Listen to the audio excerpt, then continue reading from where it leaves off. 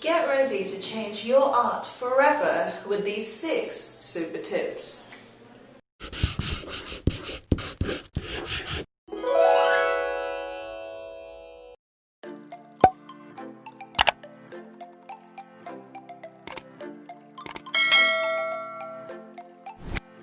So, I've been drawing for 9 years. Yeah, that's not an exaggeration. In fact, the 30th of June that just passed was my 9th art birthday, which is crazy for me to think of. But believe me when I tell you that the biggest growth in the quality of my art and my art style itself has only happened over the last year or so. Today I'm going to share with you the 6 massive changes that I made to my drawing and painting practice that took my art from looking like this, this and this to looking like this, this and this.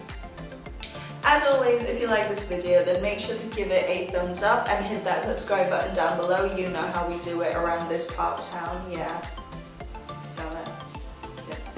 But without much further ado, let us jump into my top 6 tips on how you can level up your art.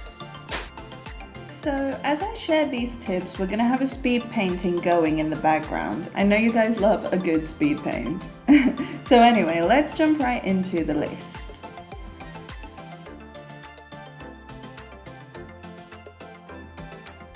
When I first started drawing and painting, it was all traditional. Hell, I'd never seen or even touched a graphics tablet, didn't even know how they worked. So when I tell you the learning curve was slow, oh boy was it slow. Pretty much all I could draw and paint at that point was studies of actual photographs.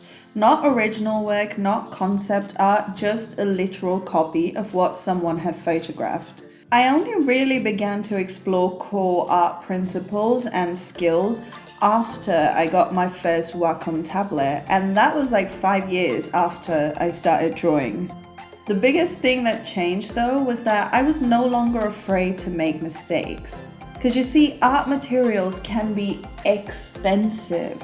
And as a uni student who was working 2 jobs and paying for uni out of pocket, I really didn't have the kind of disposable income at the time to constantly restock on canvas, paints, pencils, or even decent quality paper. If you ruined a traditional drawing, it just had to be binned. There was no saving it. Like, you could rub it off, but the paper's destroyed.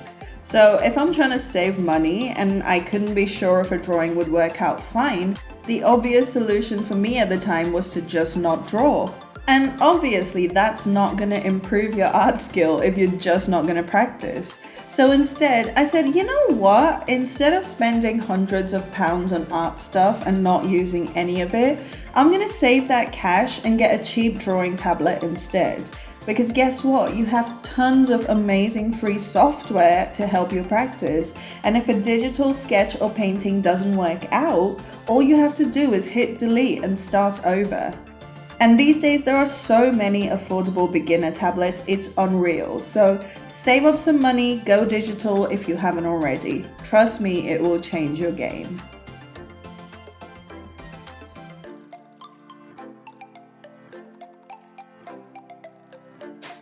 Obviously, I'm partial to style studies on this channel, and clearly so are you guys, because style study videos are definitely my most popular ones on here. Remember how I said that for 5 years all I could paint was photo studies?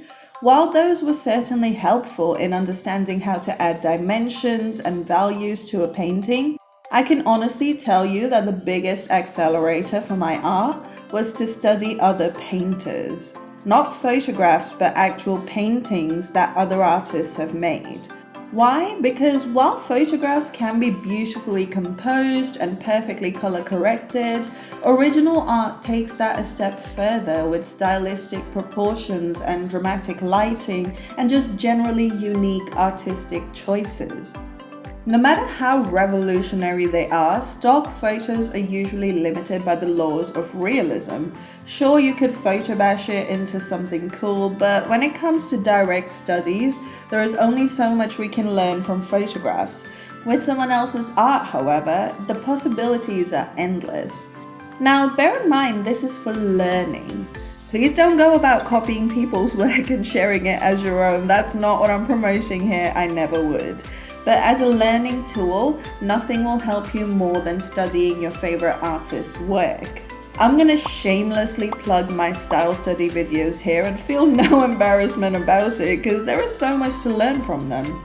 So yeah, tip number 2, study the work of your favorite artists.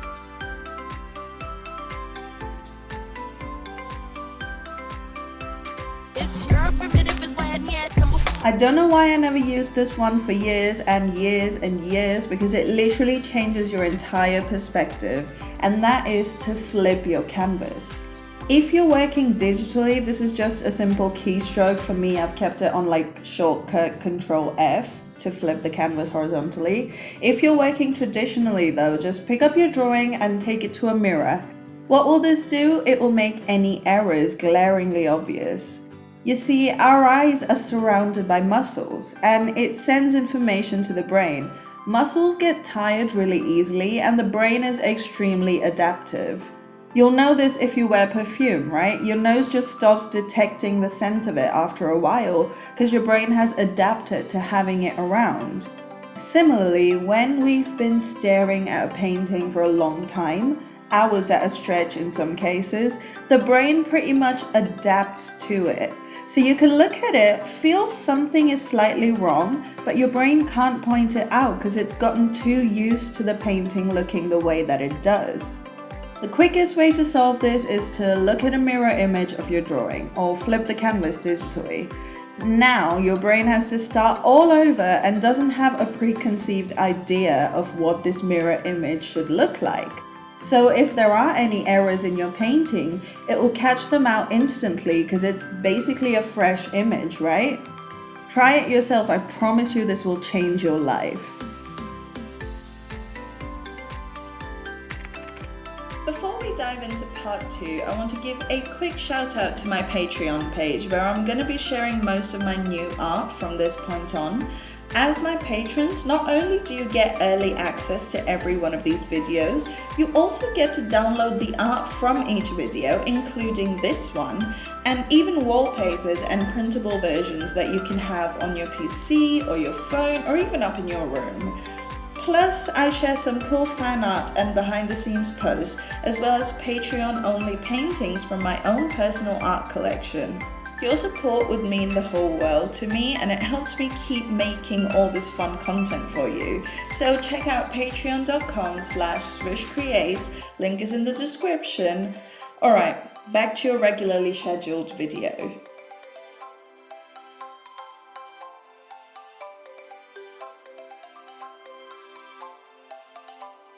I know, you think I'm crazy, but this is something I discovered by accident, though I'm sure it's not a revolutionary idea. You see, after graduation and a really bad breakup, I'd resorted to eating my feelings. Naturally, this made me extremely unhealthy, so when I was finally over all the tragedy of a broken heart, I decided to get back in shape. And while this helped me fit into my old clothes again, it also meant that I was getting stronger. And because I hated cardio, I resorted to weight training. Unintended consequence, my arms and shoulders got way stronger and my stamina skyrocketed. As a result, I've noticed that not only am I able to draw and paint for way longer, but even my brain doesn't get fatigued so easily. It doesn't have to be anything crazy, just do some press-ups every day and if possible, work on some back and core strengthening exercises, not to lose weight, but just to get stronger. Trust me, you'll be able to draw and paint for much longer, which means more practice, and also your arm will be much steadier, which also means smoother lines.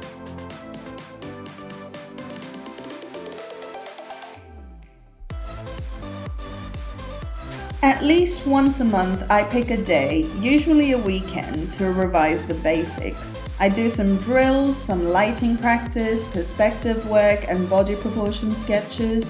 More recently, I've also started to add skin tone spheres and material studies to the list. Why? Because here's a universal truth. You will never ever be too good to revise the basics. Your art will never reach a point where you don't need the basics.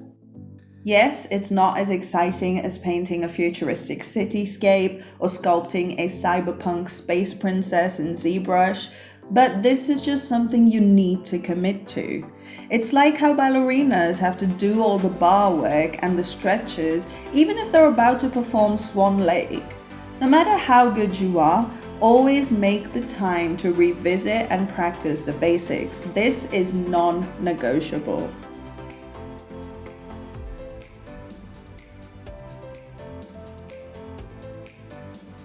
And my final tip is to always use reference.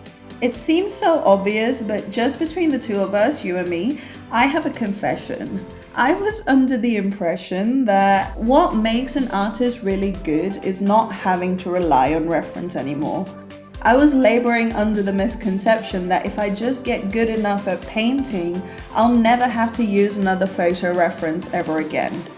That's a lie. In fact, a good artist knows exactly what reference they need, when they need it, and how they're gonna use it.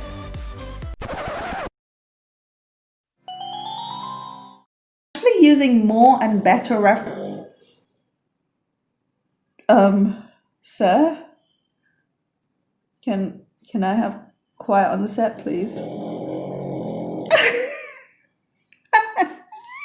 Sam, I need you to not snore while I'm recording, please. Sorry, my dog's just in the background, just passed out, snoring away. Anyway, so I've found that as I get better at drawing and painting, I'm actually using more and better references than I did before. Because now I'm not just copying every pixel from a single reference picture, but rather I'm putting about 20 different pictures together, picking what rendering I love best and melding it all into a cohesive image. That's why you see all these random paintings on my screen through the speed painting. I use so many references from so many artists, and it really helps me have a much better rounded idea of where I want each painting to go. It's all about working smarter, not harder. So my final tip for today, use reference.